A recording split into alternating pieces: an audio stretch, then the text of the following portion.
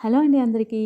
నిన్న మహాశివరాత్రి సందర్భంగా శివయ్య పూజ చేసుకున్న వాళ్ళందరూ కూడా పూజలో వాడిన పువ్వులను కానీ వస్తువులను కానీ ఏం చేయాలి అని డౌట్ పడుతూ ఉంటారు కదా. అందరూ ఏం చేస్తారో నాకు తెలియదు, కానీ నేనేం చేస్తాననేది ఈ వీడియోలో షేర్ చేస్తాను.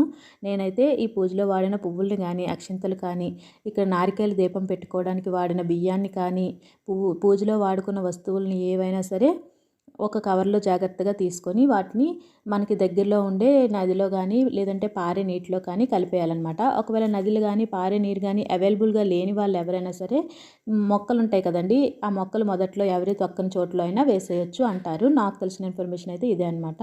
నిన్న ఆదివారం మహాశివరాత్రి కాబట్టి సోమవారం ఉదయాన్నే కలిపేస్తాము. లేదు అంటే మంగళవారం అయితే నేను ఈ పూజని కలపను అనమాట. మళ్ళీ బుధవారమే తీసుకెళ్తాము. ఒకవేళ ఏదైనా ఇబ్బంది అయి సోమవారం కలపలేకపోతే మంగళవారం కాకుండా బుధవారం కలుపుతాను. ఇదన్నమాట ఈ వీడియో. ఇంకేదైనా డౌట్ ఉంటే కామెంట్ చేయండి. వీడియో యూస్ఫుల్గా అనిపిస్తే ఫ్రెండ్స్ అండ్ ఫ్యామిలీకి షేర్ చేయండి. వీడియో నచ్చితే లైక్ చేసి సబ్స్క్రైబ్ చేసుకోండి.